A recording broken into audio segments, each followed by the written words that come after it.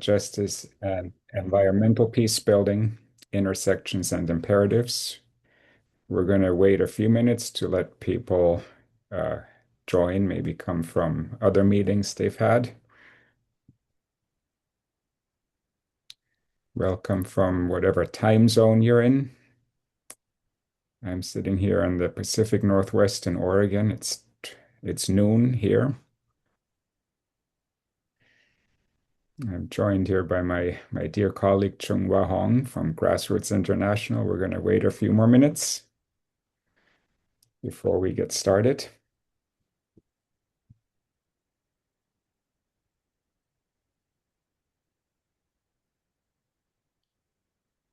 Okay, I see a few more attendees joining.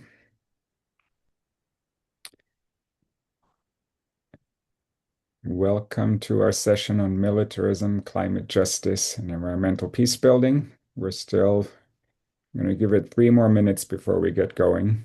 It usually takes some time for everyone to get into new meetings. This is the virtual day of the Environmental Peace Building Conference. I hope you've had good sessions so far if you've joined others.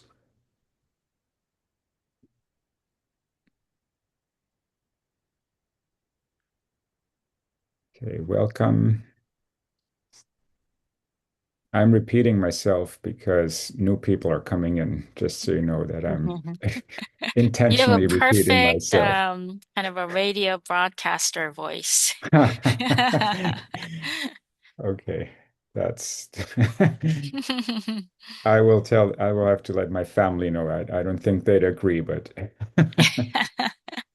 yeah, okay, now we're getting a few more people coming in. Welcome. We're just waiting for everyone to be able to join, maybe coming from other sessions, lunch, coffee, tea. We're gonna start at 5 past the hour.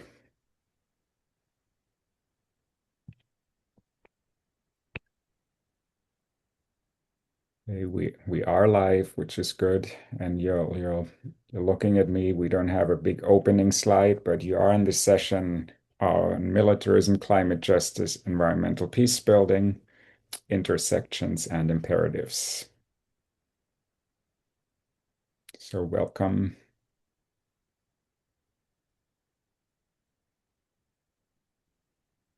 Maybe you can drop in the meantime in the chat who you are and where you're calling in from or zooming in from. Just gave away my age when I said calling in from, when we still used to have conference calls.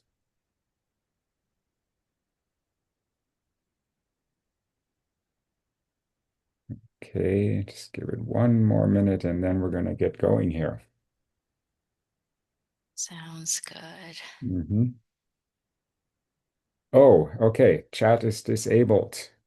Um, we have a um, tech support uh, colleague here, Thomas. If there's a way you can enable the chat, and we're a small but mighty group here, so I think I would be comfortable with enabling the chat for everyone if that's possible. Um, Otherwise, we have the Q&A part. Okay. So if that is possible, that would be fantastic.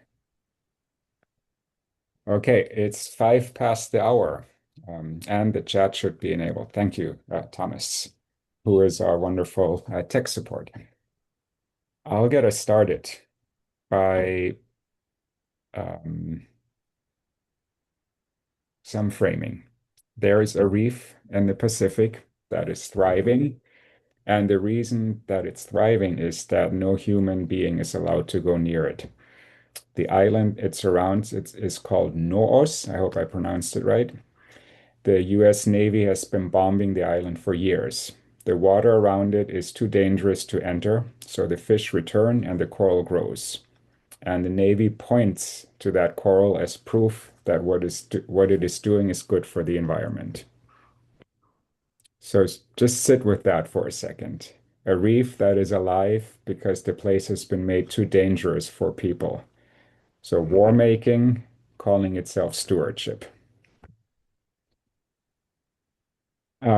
I'm Patrick Hiller. I'm the Executive Director of the War Prevention Initiative of the Trubitz Family Foundation, and I will officially welcome everyone to this session, Militarism, Climate Justice, and Environmental Peacebuilding, Intersections and Imperatives. I started here on purpose because that reef breaks the rule of this whole session that we question. Environmental peacebuilding has good tools for preventing conflict and recovering from it. What it often leaves out is militarism itself, the war system that shapes the conditions we later call conflict and that does ecological damage in its own right. So for the remainder of the session, we're going to put that blind spot in the center of the room. And I know about this reef because of Dr. Teresa Ariola, a Chamorro anthropologist and demilitarization advocate from Saipan, who was meant to be the third voice with us today. She can't be here. Her islands are weeks past a super typhoon, still without power and water, in a part of the Pacific where US military buildup is accelerating while the climate breaks. So her absence is not a gap in this session, it's the subject of this session arriving in real time. So what we are not going to do today is speak about Teresa in the third person and move on. Across this session, you'll hear her own analysis in her own words that we have drawn from an interview that we conducted in our Peace Science Digest publication. So when you hear her, that is her, not my summary of her. Joining me here is Chung-Hwa Hong, Executive Director of Grassroots International, a global grant-making and movement support organization that believes that social, economic, and ecological justice can only be achieved through deep transformation of systems, structures, and culture. Chung-Hwa, I'm glad you're here. Thank you, And Patrick. here's how the rest of this session will go. I'll lay out how I see militarism and ecological harm, then hand to Chung-Hwa for what it looks like with communities on the receiving end. After that, the two of us take it up together, and for the last stretch, we open the floor. Teresa will be with us throughout in her own words, like I said. Okay, Chung-Hwa, I'll see you shortly. I'm not sure if you're spotlighted or not right now, but I'll um, get going with my short presentation here. And one thing before we go further, um, in the chat, in one or two words or more, we're a small and mighty group. Um, what does environmental peace building leave out? And you can keep that coming as we talk. Okay, again, what does environmental peace building leave out? So I want to start by, letting you know where I'm coming from at this. I want to tell you where I'm standing before I make my case, because where I stand shapes what I see and what I miss.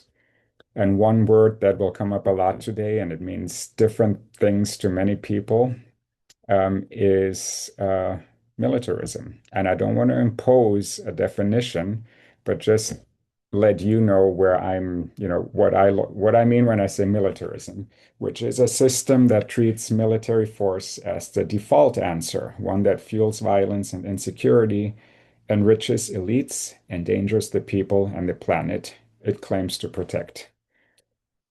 For about 15 years, I've worked in the peace and security field as a researcher, advocate, and in philanthropy, actually all at the same time. In that time, I've watched a pattern repeat. Peace building has professionalized. It has frameworks, journals, university programs, funding streams. And through most of that growth, it has treated militarism as ambient, always in the room, but never the one thing we choose to confront. And in a forthcoming book chapter, I try to name that gap directly, and I argue for a feminist, anti-racist, and decolonial pathway through it. But before I continue, I will say the uh, maybe uncomfortable part out loud. I am a white man trained in Western institutions. I work in US philanthropy, and I talk to you about decolonial approaches. And there is real tension in that, and I'm not going to smooth over it. I'd rather hold it in view. For many of us in funded peace work, that inward look is really a critical part of the work. And it might be a key pathway even to the aspirations for peace we already claim. But the claim I want to defend today and discuss is militarism is a primary driver of ecological harm. It's not a side effect of it, not the backdrop to conflicts that happen to damage the environment. It's a primary engine in its own right. And just on a note of scope, militarism is global, but I'm keeping my focus on US militarism because it's the largest single force shaping the field, and it's the one I'm implicated in. So why am I seeking feminist, anti-racist, and decolonial pathways? Because militarism is not held in place by the Pentagon alone. It lives in what gets coded as strength and what gets coded as soft. It's a security paradigm that rewards domination over negotiation, that treats force as realism and piecework as naive. It's a gendered paradigm before it is a strategic one. It also lives in who we count as an expert and whose knowledge we file under anecdote. It's ordinary often. It lives in films and ceremonies and budget lines that make war and preparation for war feel like common sense. And you cannot dismantle something you only confront when the shooting starts. So you have to confront it in all those assumptions. Let me make the harm concrete, actually close to home. So I live on the Columbia River in northern Oregon and the Pacific Northwest of the United States, about 130 miles from the Hanford site, where it's called the B reactor, produced the plutonium for the bomb the US military dropped on Nagasaki. Hanford is the most contaminated place in the Western Hemisphere. Radioactive and chemical waste sits in aging underground tanks, some of it leaking, and the cleanup has really no firm end date if you would consider 2078 as some realistic end date. The land was taken from peoples who became the Yakama Nation, the Umatilla, the Nez Perce, and the Wanapum, who carry the displacement and the contamination still. That is the war system in place. It sacrifices people and land for war making and files it under security. And here's the part that should unsettle us. Right next to that contamination runs one of the most beautiful stretches of river left in the country. It's called the Hanford Reach. The land around the site was sealed off to people in 1943 and has gone untouched since. So that last free-flowing stretch of the Columbia River, has salmon spawn, elk move across meadows there. It is a national monument. I've been out on the water by boat. It's gorgeous. It's nature left alone with the old reactors on the shoreline in the background. Also the B reactor. It's surreal, doesn't even cover it. And hold that next to the reef I opened with. The Navy calls the coral around the bombed island an environmental benefit. And I could stand here and call the Hanford Reach pristine. Both readings do the same work. They let the beauty speak and keep the rest quiet. The people forced off the land, the waste that will outlast all of us, and the choice that put it there. So the Hanford Reach is not militarism doing some good by accident. It is what an empty poison place looks like when you photograph the river, take the river and you crop out everything else around it. So that crop is what I just want to refuse today and in this conversation in our work. Whenever militarism gets to a point at a landscape and points to a landscape and calls itself a steward, someone has been removed from that frame. And that's a global picture. We see that in for example, the US bombing of Laos, where more than 270 million cluster bombs were uh, dropped over 9 years. Decades later, they still make land unfarmable and kill and maim the people that farm it. In the Pacific, we have the Oceanic Security State that extends US military control across the water in ways that poison ecosystems and override indigenous authority. And that is not abstract. That is the shoreline of Teresa Areola, who was supposed to be with us. Um, so, from where I sit in philanthropy, the pattern has a money shape. We fund what we can measure. We measure what fits the frameworks. The frameworks were built without militarism in them. So the work that names militarism, the movements led by people living under militarism tend to fall outside of what gets funded or cited or evaluated as serious. So, there is a problem in the field in philanthropy of reproducing the hierarchy that we claim we want to undo. But even in the language we use, in our environmental peace building community, um, the standard definition includes language on, managing environmental issues to support conflict prevention, mitigation, and recovery. Teresa, in the interview we did with her, pointed out to us, and I quote her now. The word management strikes me, and it's reminiscent of institutional jargon that implies a sense of control over what we can do to the environment rather than how we are part of it. Also, the word mitigation, perhaps. We've been given a false sense of the ability to make things better after we've destroyed things. So, management assumes you sit above the environment. Mitigation assumes the damage can be undone, that we can bomb an island and then make it whole. And the war system depends on both fictions there. It needs us to believe that harm is controllable and reversible, so the next round of harm looks more reasonable. So I'm gonna to conclude this part, I'm gonna put this as sharply as possible. If we accept militarism as background, the best that environmental peace building can do is clean up after it and call it clean up peace.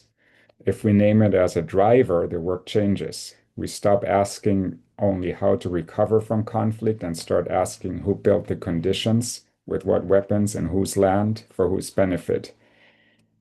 That question is less comfortable, but it's also more honest. And that's, where I want to spend our time and our time today and beyond. And with that, I'm going to hand it over now to Chunghwa, who will share her remarks and bring in perspectives from the receiving end and from grassroots international partners. So please, Chunghwa. Thank you, Patrick, for that very comprehensive analytical overview. I am totally with you and just happy that everyone could join us and look forward to having that interactive time after our initial presentations. Um, I'm going to follow your example, Patrick, and introduce myself and how I am related to this issue. I'm an immigrant from Korea. And my family emigrated to the United States during a US-backed military dictatorship in Korea in 1970s.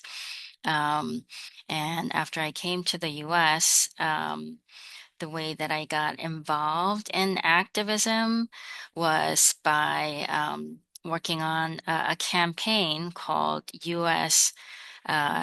troops out of Korea, U.S. nukes out of Korea. So from an early, college days, militarism had the face of the U.S.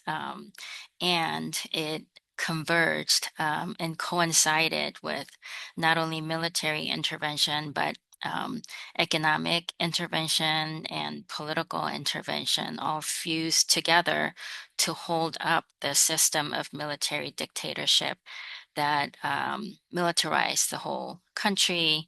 And Korea was not alone.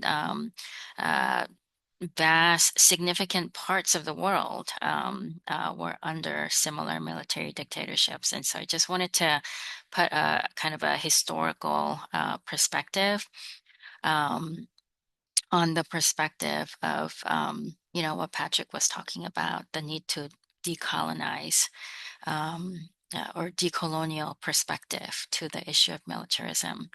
A little bit of intro about the organization that I work for. Grassroots International is a movement support organization, and we are also a public foundation because the primary way that we support movements around the world is through moving funding resources through grant making. But we also take social action and do advocacy for policy changes. And we organize other funders and donors to take collective action and to educate philanthropy about the root causes or the trends in the world that is obstructing communities' well-being, democracy, human rights, and environmental rights. And we focus on supporting movements that defend land and territory, water, seeds, food sovereignty. So a lot of rural communities, Indigenous peoples, Black and Afro-descendant organizations, peasant organizations, feminist movements. Um, are doing this work. And one of the alarming trends is almost all of our partners will say that more and more of what they have to deal with, the repression is more and more militarized. The violence against environmental protectors, environmental defenders, is getting more and more severe with assassinations, violence, destruction of their communities, the physical environment, as well as the people. Militarism really is something that is front and center for a lot of our movement partners. And I'm just glad that I can share some of the analysis that we're seeing from our movement partners. Next slide. Um, Valeria, there we go. So I wanted to start with what what a lot of communities mean when they say militarism. So Patrick went over some of this. So some of it's very visible and obvious, like weapons production and sales.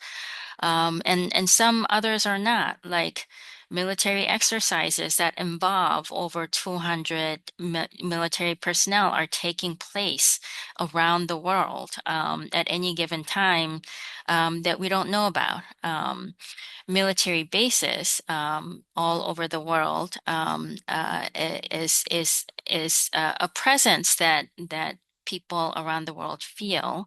Um, and then not only that, what I talked about in my personal background, military coups and military dictatorships, even though they might have happened a decade ago or more, the militarization that happened during those times and the hardened military culture and some of the power networks that were formed around then still control much of the politics in many areas of our world. And then, of course, war and genocide. We cannot talk about militarism as something separate from the current wars and genocide that's taking place. And so supporting those movements. We're looking at militarization of society overall, culture and imagination. Um, Another invisible part is the corporate use of militarized security forces. Many of our partners, leaders are not killed by the government military, but they're killed by militarized private security forces that corporations hire. Often it's mining companies and other extractive industries. Of course, we're seeing AI surveillance and automatic violence through drones that kill people. Um, and also at home in the US, we see the militarization of immigration enforcement, drug enforcement in the Caribbean, if we've seen boats being blown up, local law enforcement. So these are all, and this isn't even a comprehensive list of what militarism means. And I think it's important to really look at who are the people on the receiving end of all these different manifestations of militarism. And those are the frontline communities that we are connecting to and trying to support. Um, I mentioned U.S. Military bases around the world, so I want to just kind of just do a short snapshot of, some of the communities that we support are located where the bases are. And then next slide. One additional point that I wanted to make from the get-go was that the military budget, often there are campaigns to reduce the military budget in our national budget, which is really important and that needs to be done. And I think we need to have a budget is an annual budget. And if you look at the growth of the military budget over the years, it doesn't grow in a vacuum. It grows when there are wars. Um, uh, so, for example, the first example here is about the Korean War. During the short 3 years, the military budget increased from 284 billion to 788, almost tripled. And you'll see the pattern on and on. It's using all the arms, building up more infrastructure. After each war, there are additional military bases built. And so we think of wars as just about destruction, but in fact, it's about building out of the military infrastructure and the capacity through the enormous budget increases.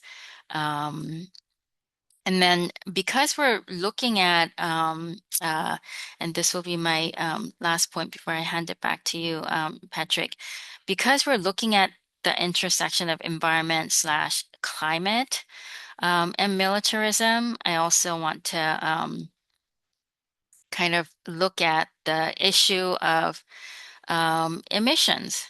Um, Now, we can't look at the military impact just in terms of emissions, because we know emissions is just one small way. But world militaries account for up to 5.5% of greenhouse gas emissions. And as we see the radical increase in military spending, every 1% point rise in military spending leads to another one or more rise in emissions. So there's a lot we can say about emissions and the military. But given since I'm running out of time, I'll just say that the military emissions is something that we all have a responsibility to track, despite attempts to try to hide it from United Nations and other monitoring systems. Um, so now I'm going to just hand it back to you, Patrick, to continue.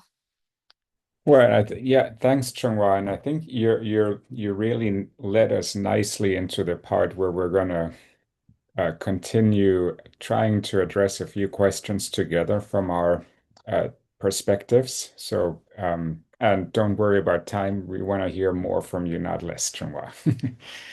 Um, I think you really made it very clear and showed us, how pervasive militarism is not only visible in the military budgets and in what is in our faces, but also, the militarization of oppression of people on the receiving end of people who are environmental protectors.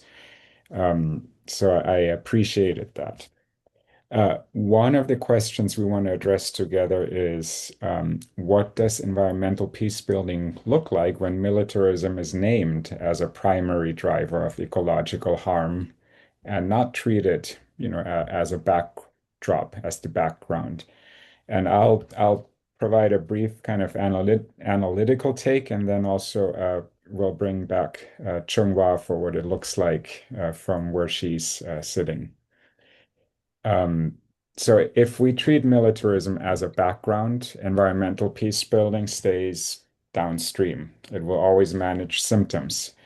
It will restore watersheds after war, mediate a resource dispute, build a climate adaptation plan that treats, a military base like Chung Shou talked about bases as fixed terrain. And it's useful work, and it's that work matters, and someone has to do it. So don't get me wrong here. The problem isn't that work. It's that, you know, often the field and fields stop there, treating downstream as the whole job.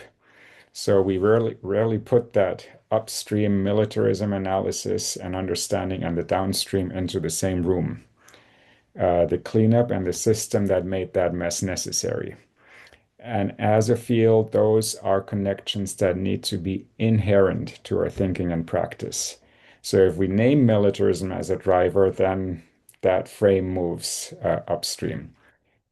Uh, Three things change there. The unit of analysis.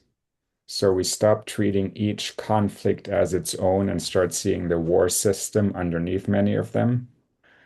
The Pentagon spending, the weapons companies, the bases, the buildup, and the stories we are being told about security.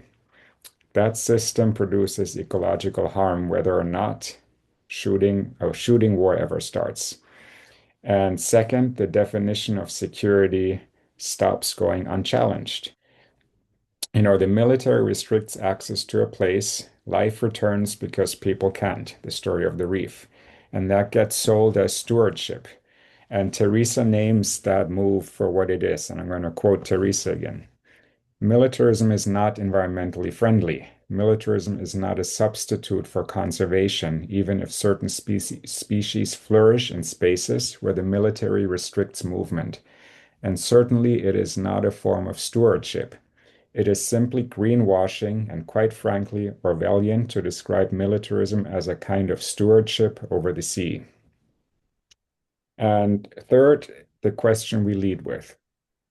Not only how do we recover, but where did militarism shape the conditions we call conflict, and whose land and what people carry the cost? And with that, I want to bring you back in, Chunghwa. What does it Yeah, look like from where you're sitting? yeah, thank you, Patrick. And I wanted to just build on what you said about upstream and downstream, because I think what you're getting at is how important it is to like have the whole picture and the root causes. So, Valeria, I wonder if you could share slide 6.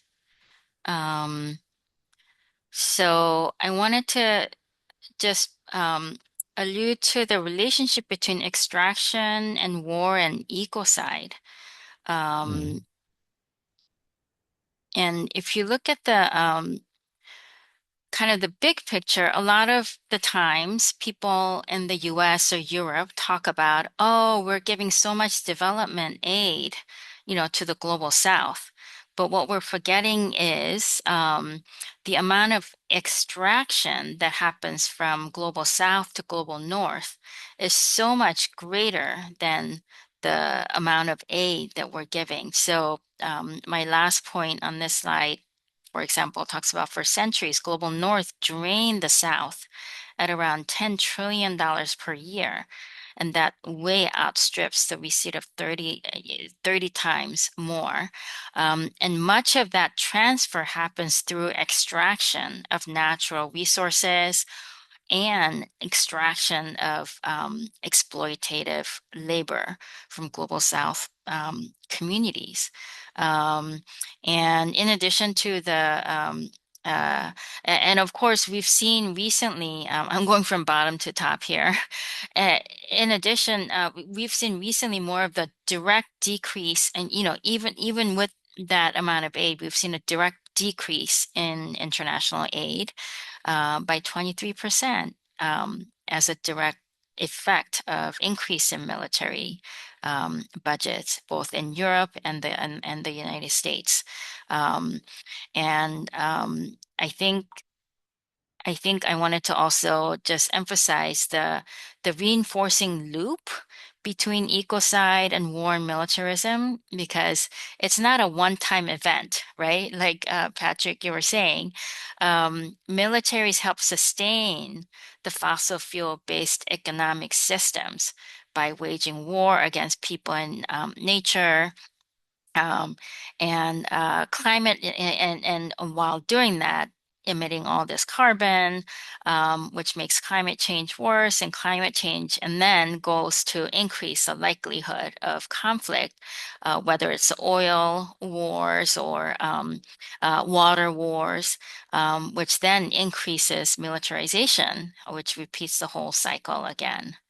Um, so so we wanted to just share that perspective. And then I think this is the next slide about the impact of militarism on global South environment is something that we sometimes see as the symptoms, but and when people living in those areas are living the harms, there is active resistance to that kind of impact. So we see, of course, military exercises in different areas of the world. That's contaminating the environment, various ways from unexploded ordinances to habitat destruction, water pollution, all of that, and whether it's Vieques or Hawaii. Um, and there are active groups, which I'll talk about later, resisting that work. And then also, the kind of the financing of the military dictatorship and all of that. And then, of course, the extractivism of it with the increasing rare earth, conflicts around rare earth minerals and plantations and global food commodity trading, or just straight out occupation or taking over resource-rich countries. Yeah, on that happy note, back to you, um, Patrick. Okay, thank you, Chunghwa. Well, you did mention active groups resisting that work, and I think you'll address that a little further in a moment. Hmm. But it it starts leading into a question that we wanted to discuss together, on whose knowledge counts as expertise in defining these issues and defining environmental security, and whose insights, whose voices, perspectives are coded as anecdotes. Again, the sideshow. And I wonder if you can get us started on this one, because Sure. you're sitting much closer to that than I am, quite frankly. Yeah, and I appreciate the question, because I think that is the biggest obstacle to kind of at least in philanthropy, how the narrative goes. So, in terms of looking at how are grassroots organizations and movements resisting? And so, again, the resistance to militarism takes the form of course, like the specific military base or specific, military exercises or bombs. And at the same time, the same movements that are resisting militarism are building an alternative vision and world based on visions like food sovereignty, territorial sovereignty, not just access to energy, but energy independence, which is decentralized, community-owned energy infrastructure. Buen Vivir is a cosmovision that Indigenous peoples talk about that is very anti-capitalist and based in um, wellness and the right relationship between people and nature so that it's reciprocal and you only take what you need. Um, and then more and more our feminist groups are talking about the care economy or the feminist economy centering the sustainability of life. And just to mention a couple of specific examples, next slide. Um, we see food sovereignty as a major response to militarism. We have groups in Vieques, Puerto Rico, that have organized against the US bases for decades. And part of their visionary solution is building on the anti-military work, um, but they are building in those very areas polluted by the military. They're restoring the environment, but also building food sovereignty through self-governance. And they talk about self-governance as peace and community power. And I think that's something that Teresa also talked about, right? Because it's not just lack of bombs, but strong, self-dependent, self-sufficient communities with vibrant self-governance structures and community power. And so our groups in Vieques in Puerto Rico working on solidarity economy, which includes something specific as beekeeping and different kinds of maroon and agroecology, agriculture and community health, just to address the disparate, enormous health impact of the residents from the pollution from the military bases.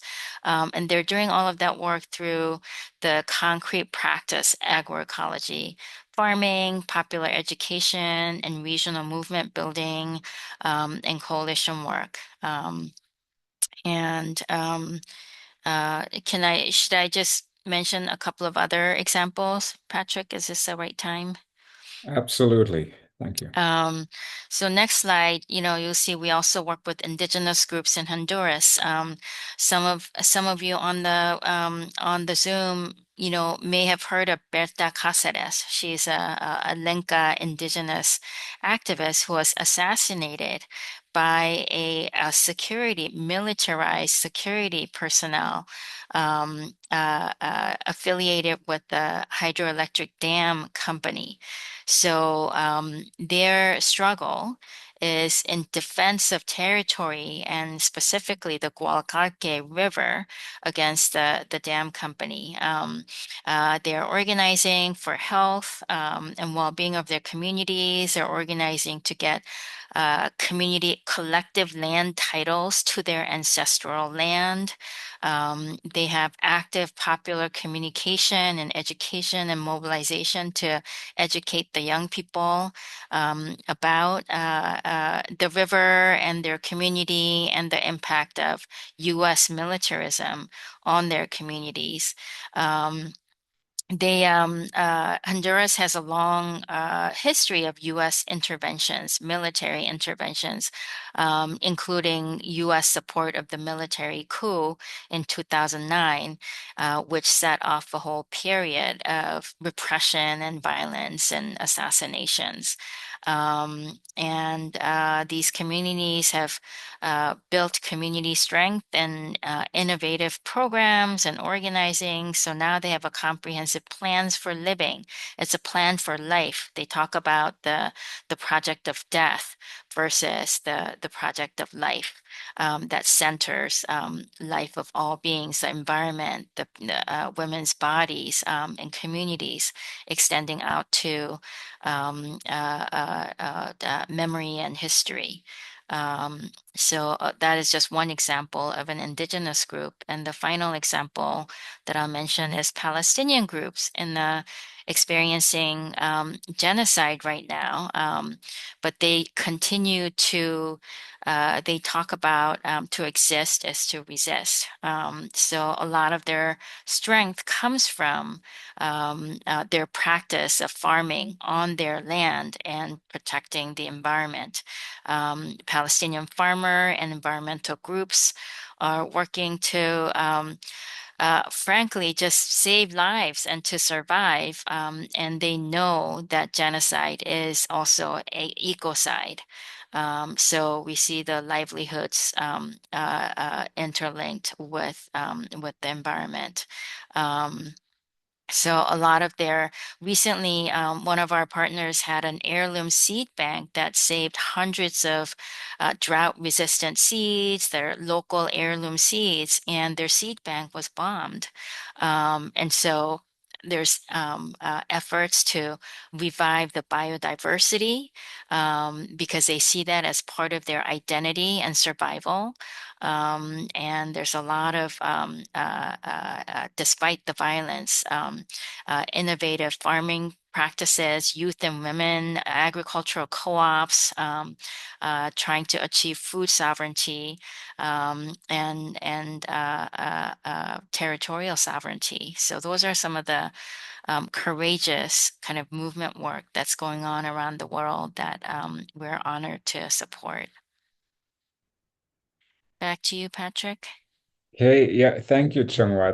That was really helpful and important because, what I want to take a step to use what you shared to introduce kind of a look from inside, the field, philanthropy, academia, what we treat as data and what we treat as a story. Counting of dead is data. Pentagon budget is data. A satellite map is data. But, the tribes and the Columbia River telling us about unusable land on a certain stretch of the river that was used for bombing practice, those are critical stories. The work on food sovereignty, energy independence, beekeeping that you shared, the indigenous forms of knowing in a project of life perspective that you shared. This resistance that you talked about, Chungwai, that's the knowledge and the practice that should guide us. And pulling Teresa back in, she really she names that machinery preventing these perspectives from being front and center and being the guiding perspectives. And I quote Teresa again. There is a political reality that creates hierarchies of legitimacy in terms of environmental knowledge and intelligence. It's not a mistake that indigenous folks are often part of planning environmental changes, but are viewed as consultants, not owners in the process or knowledge producers. So, consultants, not owners. And that distinction runs straight through philanthropy. We collectively, we fund. I mean, Grassroots International is, the shining light, but as Mhm. a sector, we fund institutions that produce what we already recognize as expertise. We cite the same people, we evaluate against frameworks that those same people wrote and create. The communities living the harm or providing alternatives get invited late to advise, not to define. So if we are serious about really answering the question whose knowledge counts, the test is not whether we listen, it's whether we move the money, the citations, and the authority to define the problem to those groups that you mentioned. Unless we do that, again, I'm using a collective we for a broader Western informed sector field. Until then, we're collecting anecdotes from the people who are the actual experts. Mm. Um, okay, and before we move on, I also want to remind our dear participants in the audience, you can post questions into the chat anytime, and we will get to them very soon. And we're pretty good on time, Chunghwa. So I do want to surface Mm-hmm. a third point for us, which is Mm-hmm. on the coalition between climate justice and anti-militarism. Um, Mm-hmm. so I don't want to lose this coalition question. Climate justice movements and anti-militarism movements still mostly work in separate rooms. They share roots, extractive economies, colonial land relations, I'm sorry, corporate profit, and they share even adversaries in their struggles. The militaries are the largest institutional emitters of greenhouse gases, and they're largely walled off from climate accounting. So here is the question for the room, for you, what keeps these two movements apart, and what would it take to fund and build them as one? Um, what are your thoughts? Yeah, I've been Hmm. talking to movement partners about this also, and we talk a lot about Hmm. intersectional work, and so one way that one of our partners called the Grassroots Global Justice is looking at this, which I found it very helpful, is that they look at all the frontline communities like immigrant rights groups understand militarism from immigration enforcement point of view, right? And from like displacement point of view. Groups working on veterans clearly have an anti-war perspective, but might not extend out to looking at the climate. Others working on economic justice may see the connection just be, well, there's money going to the military and not to local needs. So it's a connection, but it's um, not rooted in the deeper collective analysis. For example, and then a lot of anti-war people, without that analysis, I think are opposing the war, of course, on moral grounds, and that's just really important. But let's go. Look at all basically, I think there may be a need to build a share analysis that's rooted in the collective conditions of various constituencies, the collective living conditions of various constituencies, and bring them together. And support them to work together so that they can align their organizational capacity towards this collective analysis. So I guess I see militarism as a cross-cutting issue that no matter what sector you're in, um, that that having this anti-militarist analysis should bring us closer to all the other sectors. Sorry, there's noise outside. Um, and I think a lot of responsibility as a funder, I have to say a lot of responsibility rests on funders because groups are struggling to just, you know, pay their staff and stay afloat. They are too stretched to commit to a lot of coalition building work. And so we want to be supporting visionary, internationalist, and intersectional movements and their leaders. Okay, thank you, Chunghwa. Yeah, I certainly, see the importance of funders in that space to contribute to build that stronger ecosystem. Um, there is an effort that both Chunghwa and I are involved in among funders, which is called the Alternatives to Militarism Funder Community. And in that network, it's a big tent network where funders across issues like, not only peace, not only climate, not only racial and immigrant justice, human rights, democracy, where we get out of our silos and really figure out how all those operate together. And I think that that really fits into this conversation, and is intended not only to bring more resources into the field through those funders, but also, you know, to for the funders to be connected to the actors they support, to the funders to be not only external, here's the money, but to understand their roles in that ecosystem. And Chunghwa, you mentioned Grassroots Global Justice as an organization. Uh, right. Sorry, now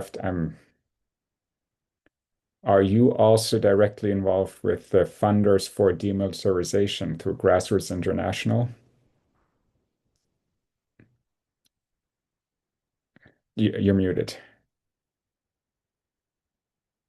Oh, thank you. Yeah. It wouldn't be a Zoom call unless there was Yeah. unless the words "you're muted" are uttered. Um, Valeria, could you go to slide 14? Yeah, I wanted to just name some of the specific Mhm. initiatives that we're part of. And the next slide, actually. Um, so they include, Patrick, you mentioned alternatives to militarism funders. Both of us are part of for political education around militarism and its impact. We're also part of Funders for Demilitarization, which has a pooled fund aspect. And so we have raised almost $1 million, but are looking for funding partners. And we hope to really activate. We're going to create a funder table and a movement table to not only create a vehicle for fundraising, but a vehicle to really for mutual learning and mutual strategizing so that funders are aligned in their strategy and not coming up with their own strategies that are different from movements. Grassroots Global Justice is a national alliance of frontline organizations that have done a fantastic job of highlighting militarism and how that plays out in local frontline communities. We also support International Feminist Organizing School that brings together feminist movements from all over the world, and one of their leading areas of work is anti-militarism because they see anti-militarism as an anti-patriarchal feminist act of resistance.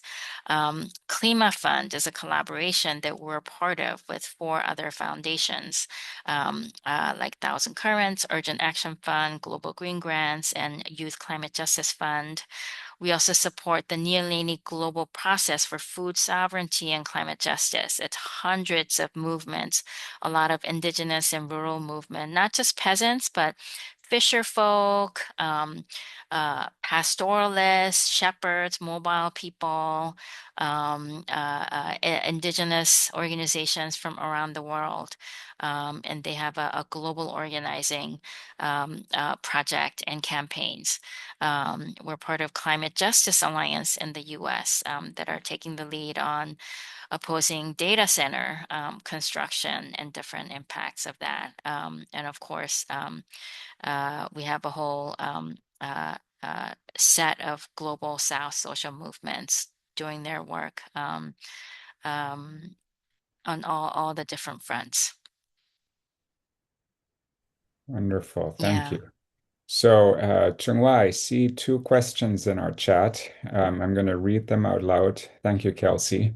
There's first one is there seems to be a natural connection between anti-militarism and peace building work, but there's also a schism among the actors in each space. Why is that? And the second question, also curious, what other actors or stakeholders are we missing in this conversation? We've talked a bit about philanthropy movements, indigenous communities, frontline communities. Who else are we missing or could be activated in this space? Um, I I can get us started, but I absolutely want to hear your perspective on both those questions, Chenhua, also. The sure. first one, Kelsey, is one that's been sitting with me ever since I moved into this field professionally. Um, I think it was in 2011 that I was at the Alliance for Peacebuilding conference, and the whole theme was breaking silos. And since 2011, I haven't been in a meeting where anyone disagreed with the importance of breaking silos and bringing together sectors and movements where there's natural connection. And everyone agrees on that. And then we go back into our silos and work within our silos.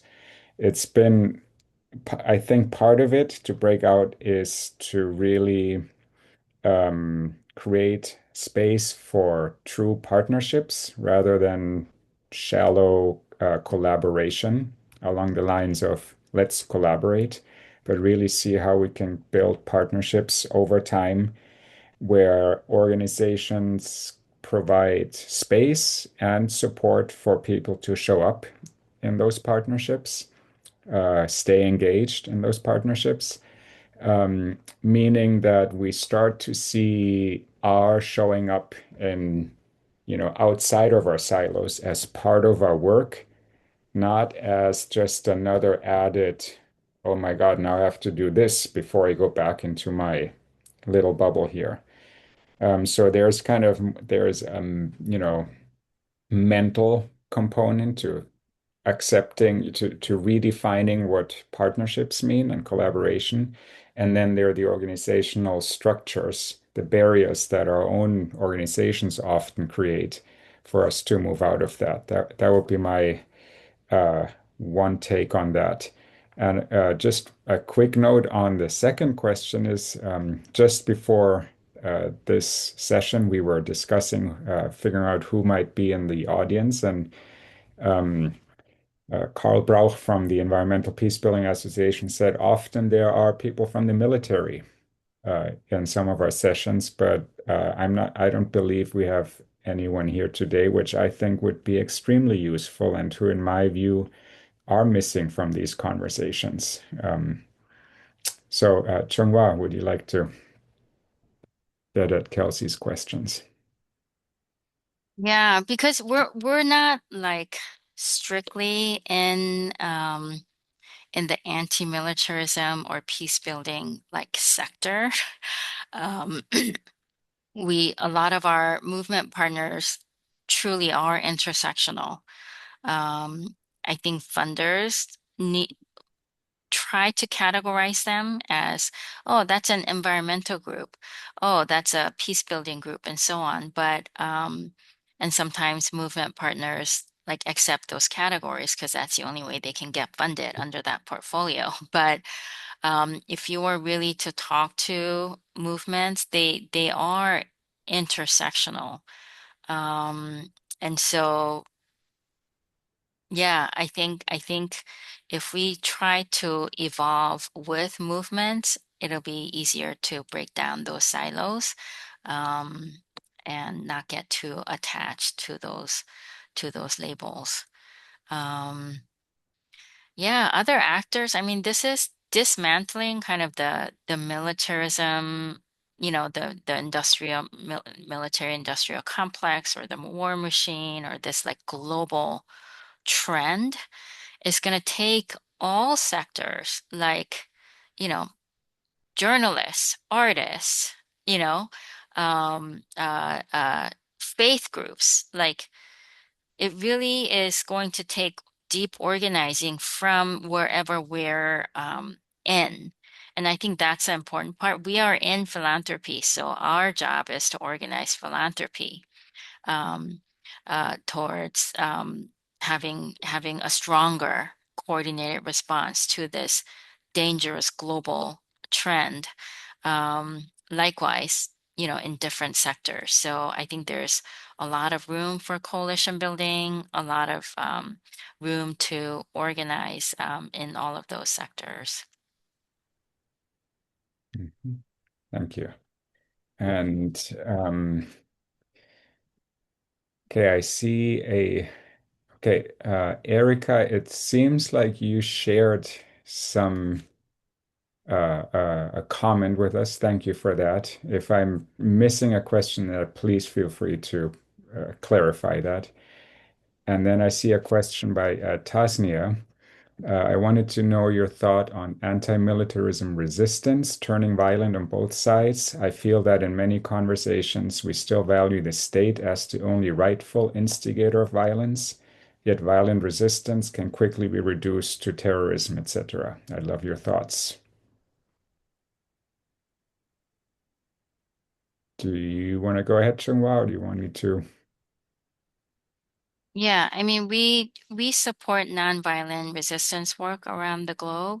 Um, and unfortunately, we're living in a world where both vigilante kind of political violence is escalating, as well as I do believe the definition of war is a like organized murder that's state sanctioned. Um, so yeah, so I think it's I think looking at, just being very skeptical of who's the real violent, who is real, who are the real terrorists, who are the real, uh, you know, uh, is it those boats or like the U.S. military bombing, without any evidence? So I think it just has those layers, and our job as a movement support organization is to support long-term um, power building, nonviolent resistance organizations, and social movements have really uh, built around their vision in ways that's I think has been pretty effective. Mhm. Yeah. Yeah. I agree with that. And I'd add, I don't value the state as the rightful instigator of violence. I recognize that the state has the monopoly on violence. Um, and we know, like Chung just alluded to it, on the effectiveness, and we can have long philosophical debates, but fighting state violence on their own terrain is not an effective way of achieving the social change you're looking for. That's, the research for that is pretty clear, which doesn't mean that nonviolent campaigns always succeed. That's not the case, but we have to, they're more effective, they're more inclusive, and they are more forward-looking to, that long-form transformational change that Chunghwa was talking about. Um, okay, Aviva asked in the chat, could you both comment a bit on how you're viewing the current situation surrounding critical minerals, NATO announcing defense minerals and many nations' defense agencies investing in critical minerals project and the defense industrial supply chains?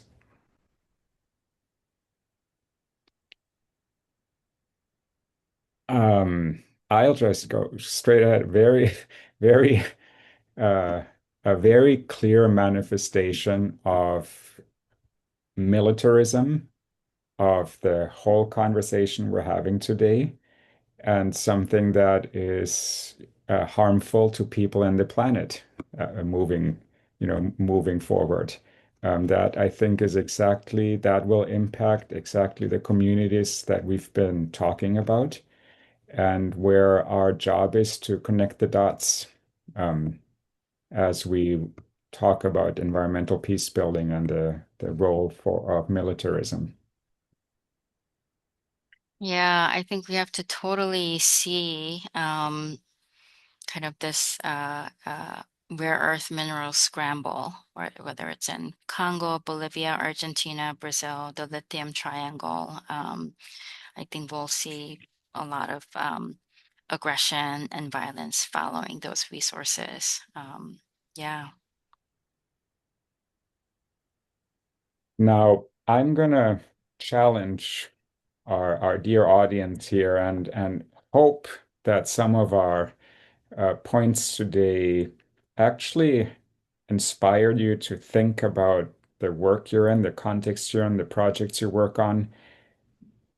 And I don't want to make assumptions, but maybe there's some specific thing you will do after this session, kind of having heard these conversations on the intersections of militarism, climate justice, and environmental peace building. So if you feel inclined to do so, please drop into the chat like one specific thing you will do or even change within the next 90 days. And we're just gonna let you sit with that for a minute now. We're gonna appreciate that silence for 1 minute.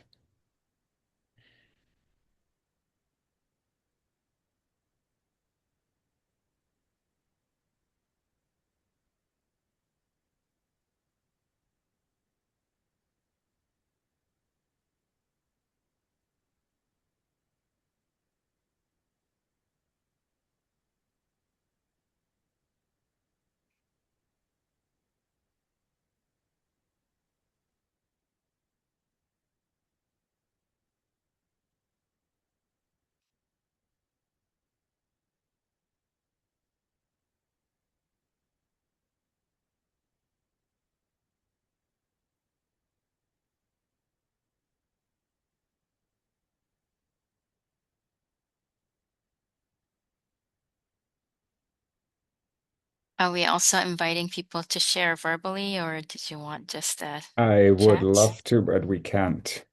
Oh, I okay. think, yeah, I think that's yeah, yeah. No, Sorry. otherwise I would have.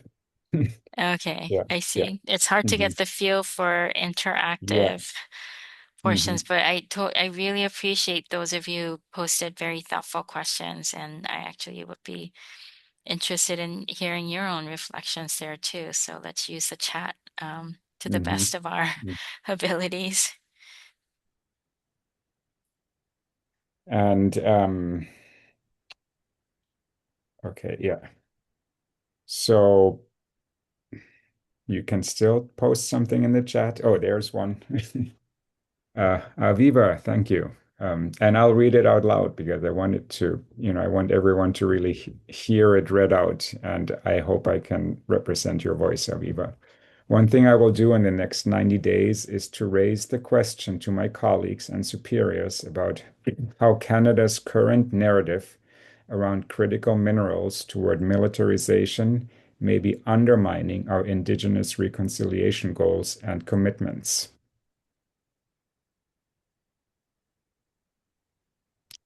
I I think that is a very powerful aspect to raise, and it's a way of how we've talked about some of those issues internally at our organization, where you're looking at a kind of a macro level, macro level organization, but also how the country's narrative plays into that, but how we might be supporting work for and my colleague Kelsey brought that up, so I don't want to claim credit for that. Kelsey is on our call.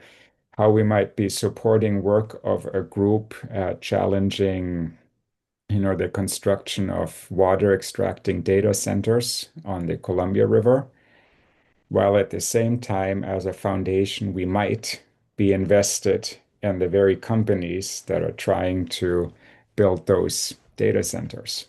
So, there are tensions that we'll only discover when we look at that systemic basis and not only what the downstream part is, the resistance to the data center, but also, for example, how the endowments of foundations are set up.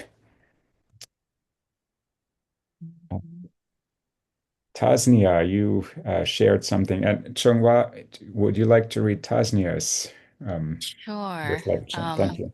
Mine's a little personal. I'll try again, haha, to sit down with my ex-military parent to come to the bottom line.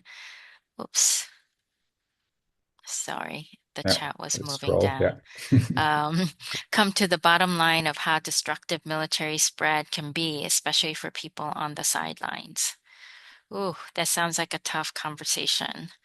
Hmm. Um, and yeah, those of us who have family members, it's really tough. And hope that the strong relationship will carry the difficult conversations and Hmm. just seeing how genuinely you're engaging um, from how you're sharing here Yeah. will be, I hope you will be heard and um, be in that dialogue. Yeah, and so we do have another question that came in, and I think that's something we still have a little bit of time, and I would like to address that. I think it's really important. Um, which is I am curious, is the growing militarism that we are witnessing the same as we have seen for decades, or is there anything different about it? And what does your answer mean for what we do and how we do it? That- it's a big question, but Um, Yeah, I appreciate the question because I think it's in some ways easy to say, oh no, it's the same old. But if you look at the escalation, it's not just repetitive. It is going up and up and up. Um, and I think um, there's more and more worry of are we headed into a new era of techno-fascism? What does it mean when big tech meets with authoritarian governments, right? So I think there's some aspects of militarism that is qualitatively different. I'm sure all of you will agree about the automated violence, the drones, and the targeted killings, and all of that. I think most of us are kind of just haven't caught up even to the potential harm that those systems can do. The current military complex, the military industrial complex, once that becomes military tech surveillance industrial complex, what does that mean?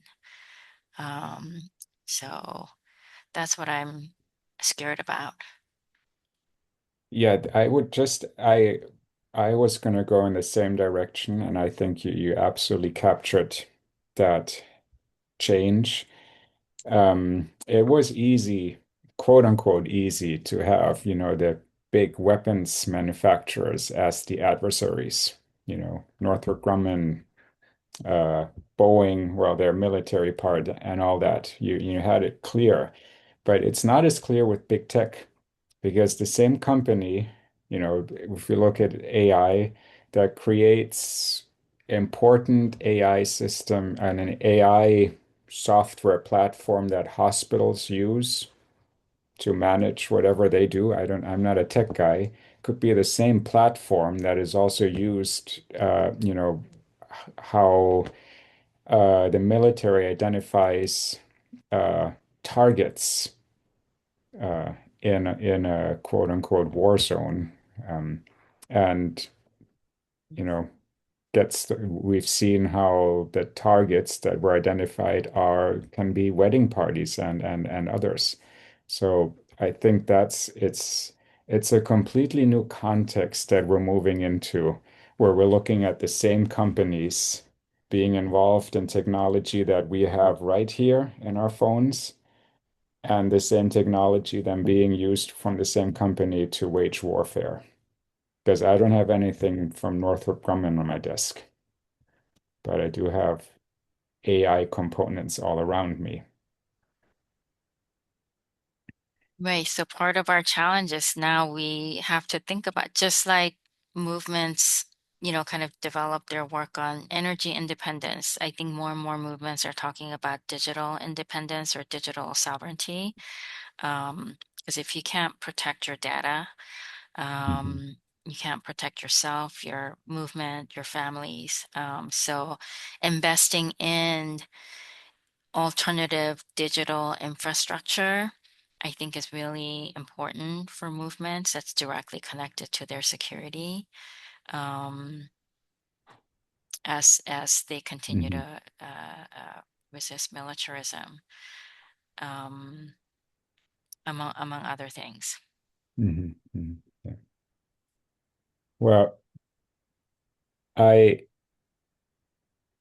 we're getting close to the end of our session, and we'll finish just a few minutes before the end. We had a thank you in our audience to be engaged. We didn't have too many, but that's fine. Um, the best audience are those that are in the room, in my view, always. But before we wrap up, I'll leave you with two questions to carry into your next project. Not a session takeaway, but kind of when you look at your next proposal, your field work, like ask where did militarism shape the conditions that you called conflict or the context you're in?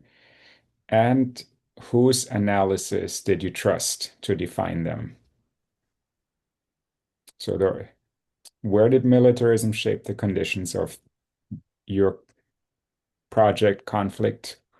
And whose analysis did you trust to define them? So that is really my kind of my closing stake for you. And now I'm going to turn it to you, Chunghwa, to share your closing stake, your takeaway Yes, for not our takeaway, participants. because that's one of those underlingos that I really, I said it. yes, I like maybe as much as hope and whatever. Um, I was thinking that the supporting social movements at this time, like what I'm learning is that they're building power and community at the same time. And in these times of violence and division, uh, uh, death and destruction, really, just finding your people, right? And working with them for the long term. And for us, my people means both the movements that we support and peers like you, Patrick, like in our sector where we are situated, um, and organizing ourselves into a community, building both community and our own power and influence to stop this dangerous global, path towards omnicide, um, honestly. Um, so, yeah, let's find our people and keep at it. Thank you, Chunghwa. And I was thinking we might be able to pull Teresa, who couldn't be with us here today, and to have a final word, a quote from an interview. I don't know if you have it, Chunghwa, if you want to read it, or I can share it. Yep. Give me 1 second while Hmm. my phone is loading. Hmm. And I really appreciate your bringing Teresa in the room because she really should have been here. And it's it is just so we miss her presence so much. But here, words from Teresa. I always want to keep that sense of shock and grief, that these things don't have to be this way, and that we don't have to resign ourselves to how our environmental futures are being framed in these ways. We still have the ability to articulate a sovereignty that protects us from this, and that's a safe future for all of us.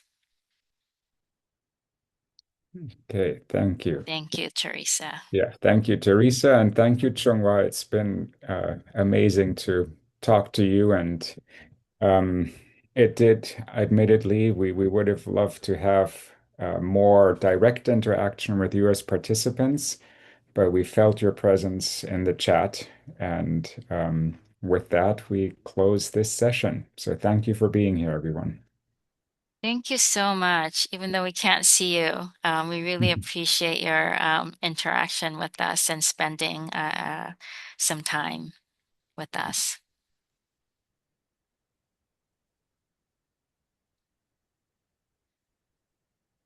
Okay, have a great rest of the week. Bye bye. Take care. Yep.